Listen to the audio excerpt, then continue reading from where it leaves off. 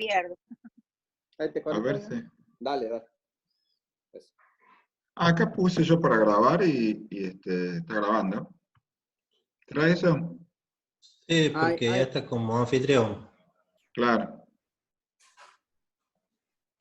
Profe, después cuando Sí. se unan más compañeros, sería bueno que, yo porque seguro que voy a salir un poco antes, pero el tema este que dijo de los trabajos, al fin quedaba como usted dijo ayer, que se van a entregar en septiembre, o es algo tentativo. No, eso ya lo tengo hablado con el director y considerando este cambio de tiempo, este cambio de haber dado primero este seminario que supone algunas cosas del primer seminario de concepciones epistemológicas. Entonces, llegamos a la conclusión de que lo mejor sería que en septiembre tengan el tiempo para entregarlo a los dos trabajos. Pero ahí sí tienen que ser tanto el trabajo de concepciones, que es una monografía, como este que es un paper. Hola, ¿me escuchan? Hola, ¿qué tal? Ricardo. ¿Cómo andás? Bien. ¿Todo bien? Como le decía Martín, no sé si te contó, Sí, estás como anfitrión. y voy grabando. Lo que te decía de grabar, sí, si lo graban, sí, grabarlo. En todo caso, después me vas a pasar los archivos o los enlaces para descargarlo y los subo yo en el canal de YouTube. Bueno, bárbaro.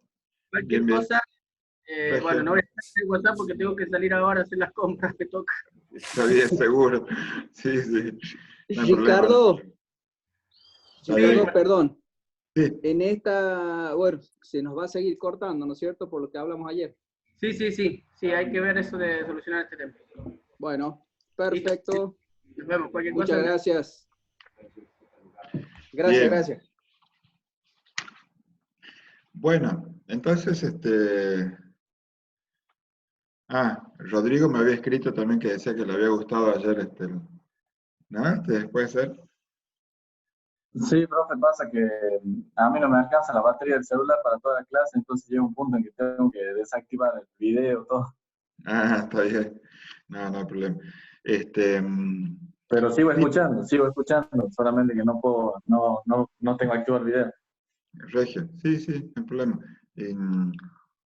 Sí, yo también, yo estoy escuchando todo y a veces desactivamos la pantalla para eso, para ahorrar batería. No hay problema, no se aflija. Igual, Bueno. Así como quedamos anoche, ¿se acuerdan que esto de que uno puede como volver a revisar su propia formación de grado, su formación profesional y su experiencia como docente? Sobre todo este último texto que vimos, de algún modo remueve o de algún modo amplía los distintos enfoques epistemológicos con los que uno supone que ya tiene experiencia. Y esto es lo bueno de la formación de posgrado, que uno básicamente va explorando cosas que no ha recibido hasta este momento. Y bueno, le permite pensar cosas nuevas, ¿no? Sí, un poco eso ayudó, eso pregunto. Claro. Sí, no, eso, un poco la pregunta clásica, el comienzo de la maestría, que nos decía decir, ¿por qué estábamos cursando, digamos?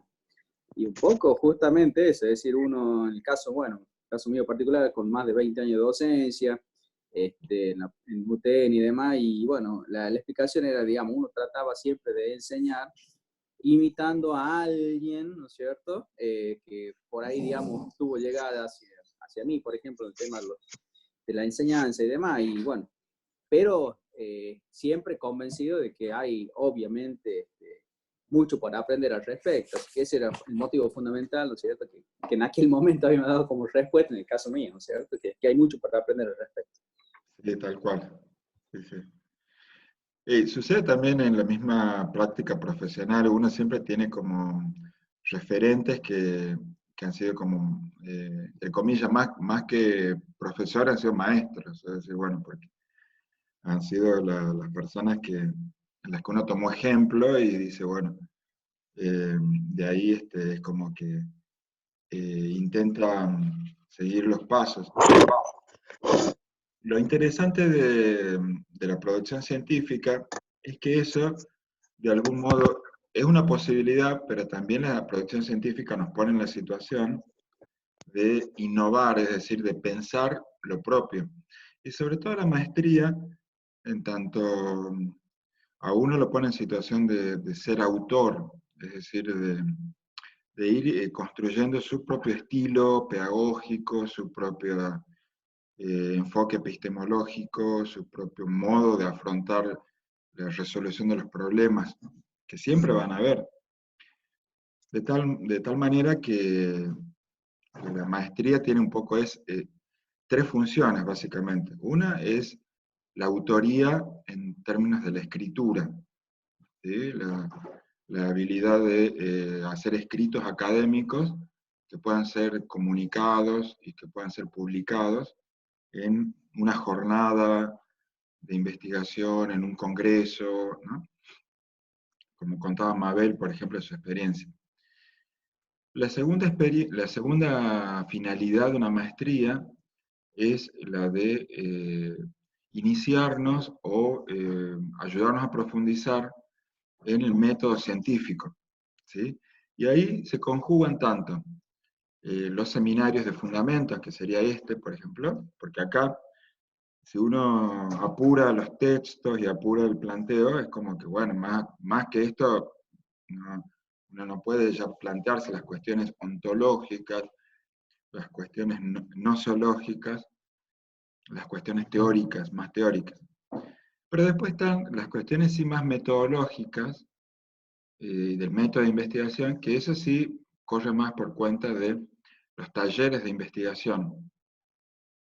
Los talleres que ustedes van a tener, donde van a tener que afilar el proyecto de investigación. Por eso acá yo por ahí les pregunto, pero no una tarea, por ejemplo, no le estoy pidiendo que me muestren o que presenten un proyecto de investigación, porque no es el espacio. Acá es más bien una posibilidad, y le doy una idea como para su propio paper, una posibilidad. Algunos están participando en proyectos de investigación o tienen alguna idea de su tesis para fin de la maestría. Entonces, este es el espacio adecuado como para cuestionarse el enfoque epistemológico, por ejemplo, del marco teórico o del planteo, la coherencia total de la tesis entre el planteo del problema, marco teórico, construcción de datos e instrumentos de observación para el trabajo de campo y las conclusiones que uno puede llegar a tener. Entonces, todas las decisiones que después ustedes tienen que ir tomando acerca de si es cuantitativa, ayer me preguntaban, bueno, dada la formación de grado de ingeniería, bueno, ¿cuál es más adecuado? Y no te puedo dar una respuesta, Jeremías, porque en realidad va a depender mucho de qué quieras saber. Es decir, el planteo de cuál es tu problema de investigación, cuál es el planteo de marco teórico, cuál es la construcción de datos, y toda esa construcción es como que te da el enfoque que puede ser cualitativo, como decía, que se resuelve con técnicas de trabajo de campo de entrevistas, cuantitativo, que se resuelve con el planteo primero el planteo de una hipótesis, y a partir de esa hipótesis la distinción de variables mensurables, y cómo voy a medir esas variables por medio de la técnica de encuestas, por ejemplo. Eso corre por cuenta de taller de tesis. Taller de tesis. Acá estamos puestos en la situación de hacer lo que a veces en los talleres de tesis falta tiempo, por eso se dan estos espacios, que es pensar las preguntas de fondo, las preguntas de fundamento, cuestionarse sobre en qué sentido conviene más o desde qué lugar conviene más un enfoque epistemológico comprensivista, cualitativo. ¿En qué sentido conviene más un cuantitativo? Porque estamos parados más bien en un idealismo empirista o en un realismo empirista. ¿Y en qué sentido puede convenir más lo cualitativo, que es más propio de la sociología comprensiva, de la antropología cultural? Para poner unas pistas tal vez, ¿no? Cuando uno se pregunta sobre representaciones sociales, cuando uno se está preguntando sobre culturas, o el sentido que la acción de experiencias vividas generalmente tiene que ver con diseños que son más cualitativos, en donde uno puede decir, bueno, está más cercano a lo que sería el área del idealismo racionalista. Y en el caso de que uno se pregunta más bien el cuánto, por ejemplo, cuántos estudiantes en promedio, supongamos, terminan una carrera universitaria en relación a los que empiezan, y cuántas son las variables que intervienen en el fracaso escolar o en el fracaso universitario, o cuántos participan de proyectos de investigación. Bueno, cuando se pregunta más bien ese cuánto, más bien irían por la línea del empirismo realista, ¿sí? ¿Me explico? Entonces, es como que los enfoques son adecuados según la pregunta, el lugar desde el que yo me estoy planteando las preguntas, ¿sí? Ahí es donde, bueno, tener por lo menos una lectura. Profesor, Sí, sí, sí. una aclaración nomás. Yo Ramón. ayer participé, sí, en lo de Kuhn, pero no pude anotarme, no sabía cómo anotarme en la lista, así que no estoy dentro Sí. de la... Ah, de eso, porque no sabía cómo inscribirme ahí en... no, lo que pasa es que la lista tenía un límite. Puede ser que tenía hasta 5 personas. Ah, Llegado bueno, a ese sí. límite, ya no permitía inscribirse más. Ah, listo. Está bien. ¿Me explicó? Sí, sí. No, Quería- entonces, posiblemente vos quisiste inscribirte cuando ya la lista estaba completa. Estaba completo. Sí, sí, bueno. Sí, esas son las opciones que tiene el aula virtual. Y bueno, entonces, para quedar en claro, y bueno, si quieren después podemos volver, no es que está del todo cerrado y saldado. Yo les muestro ahí, fíjense que en la página 7, del texto de Padrón, ¿no? Hasta el final, bueno, hasta casi las conclusiones, básicamente lo que el autor muestra son las distintas formas de eh,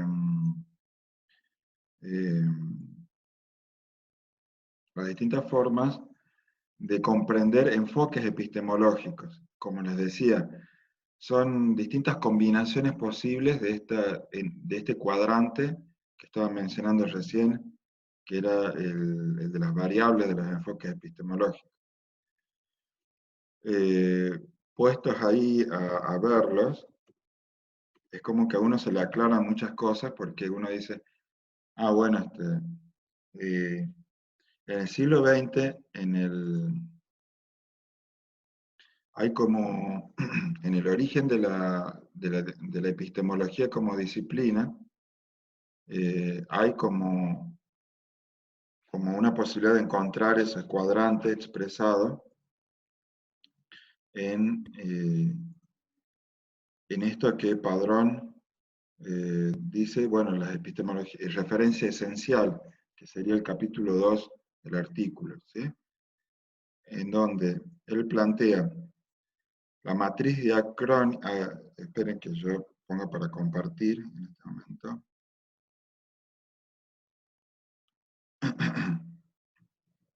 Ahora pongo, esperen, porque yo estoy hablando, pero ustedes no están viendo.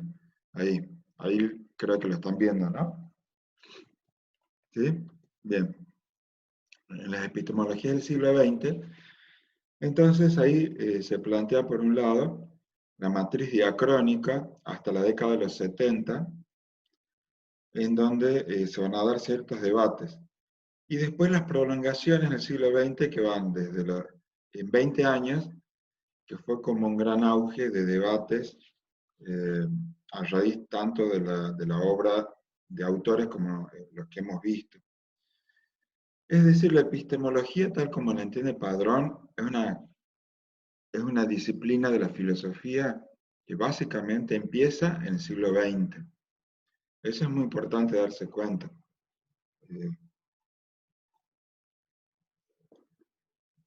Y empieza entonces con el Círculo de Viena y después de la Primera Guerra Mundial, ¿sí?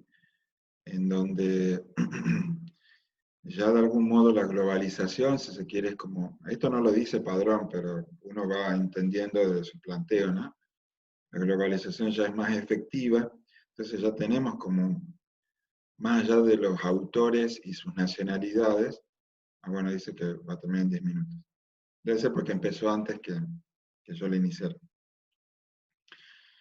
Entonces, las nacionalidades de los autores van como marcando tendencia, ¿no? En la filosofía hay algo muy práctico, muy clásico, que una cosa son los autores, lo que se llaman continentales, que serían los autores franceses generalmente y alemanes, porque dependen de la Europa continental, y una línea muy distinta en el pensamiento, que sería más bien la línea empirista, anglosajona, que va a tener mucha influencia en Norteamérica también, es la insular, que sería la inglesa. ¿Sí? Entonces, no es solamente una cuestión de idiomas, sino más bien una cuestión de que la filosofía inglesa tiene una tradición más empirista, más pragmática, más práctica, diríamos nosotros, en muchos planteos, mientras que los filósofos continentales son detrás de autores como Descartes, Hegel, Kant, son mucho más idealistas en muchos planteos. Uno a veces no sabría bien por qué, pero es así. Va en el sentido en que las razones no creo que obedezcan a la geografía, sino más bien a tradiciones y pugnas y luchas así entre nacionalidades. Entonces, en el siglo XX lo que encontramos es esta matriz que básicamente está planteada en un cuadrante que va entre el Círculo de Viena, que nosotros hemos trabajado cuando hablábamos de la concepción heredada. ¿Se acuerdan de las 6 tesis a las cuales Popper hace como un gran debate, ¿sí? De la concepción heredada, cuestionando y diciendo, bueno, el método inductivo no es ciencia, no se hace ciencia el método inductivo. ¿Por qué? Porque ahí es donde empiezan a plantearse dos visiones que son muy parecidas, que es tanto la visión hermenéutica como la visión comprensivista. Estos dos que están definidos acá como en dos cuadrantes distintos. Porque la hermenéutica como filosofía es la filosofía que plantea que a partir de las ciencias sociales es posible una distinción entre ciencias naturales de cosas, las ciencias naturales que tienen como objeto las cosas, y las ciencias sociales que tienen como objeto a sujetos. y las relaciones intersubjetivas, es decir, la cultura. Es lo que en la tradición de la filosofía se llama la hermenéutica, con autores como hace poco, harán 10 años, murió el gran hermeneuta alemán Gadamer, por ejemplo, que es el que uno podría decir, bueno, es el mayor exponente. Pero de los autores más contemporáneos serían Habermas. Habermas estaría un poco entre la hermenéutica y el comprensivismo. Y el comprensivismo es el que hereda de algún modo esta distinción entre explicar y comprender, pero radicalizándolo a lo que sería, lo que hoy entendemos como los métodos cualitativos, en sociología particularmente, métodos cualitativos, hasta llegar al otro extremo, que es el del vivencialismo, el experiencialismo vivencialista. Acá es donde encontramos posiciones más radicales en oposición a este primer cuadrante del Círculo de Viena. Acá es donde nos encontramos con científicos, sobre todo antropólogos, por ejemplo, educadores también, psicólogos, que quedan tan, de algún modo, fascinados por la construcción desde la vivencia. Eso que en el trabajo de campo se plantea como el pensar la experiencia vivida, en la sociología de Franz Schulz, por ejemplo, un autor alemán, que termina siendo como trabajos casi incomunicables, porque bueno, depende mucho de la experiencia, en donde el antropólogo puede terminar perdiendo su propia identidad científica y volverse casi como un nativo, como el caso de Castañeda, por ejemplo, un antropólogo mexicano, ¿no? Es un parámetro muy interesante. Castañeda, antropólogo mexicano, de tanto estudiar a las tribus náhuatl y de tanto estudiar experiencias chamánicas y con sustancias psicotrópicas, el peyote particularmente, termina como volviéndose un aborigen más, como un nativo. El peligro que uno siempre encuentra, si el peligro acá está en este extremo, está en el etnocentrismo, es decir, creer que mi cultura occidental, judeocristiana, no sé, universitaria, es el centro de la verdad y de todo el universo. El otro gran peligro es, digamos, el otro extremo, de ir tanto a las culturas originales y de los pueblos originarios, que uno se termina siendo un nativo entre los nativos, gente que se cambia de nombre para ser parte de la tribu, cosas así, ¿no? A ustedes por ahí les sonará extraño, pero esas cosas pasan. Por lo menos yo he conocido algunas que otras. Profe, disculpe, y ahí, digamos, entendiéndolo a Popper como un ferviente opositor, digamos, a la corriente inductivista del Círculo de Viena, ¿dónde lo podríamos posicionar en este cuadro? Popper, en la experiencia, sí. Ah, sí, acá Mabel hace referencia a las enseñanzas de Don Juan. Sí, ese es el libro en donde Castañeda cuenta su historia, de la que estoy haciendo referencia. ¿Sí? Sí, volviendo a tu pregunta, Sí. el debate de Popper, ¿sí? Es básicamente, Popper discute planteando la posibilidad de la visión hermenéutica y comprensivista. De algún modo Popper estaría abriendo esta línea, ¿ah?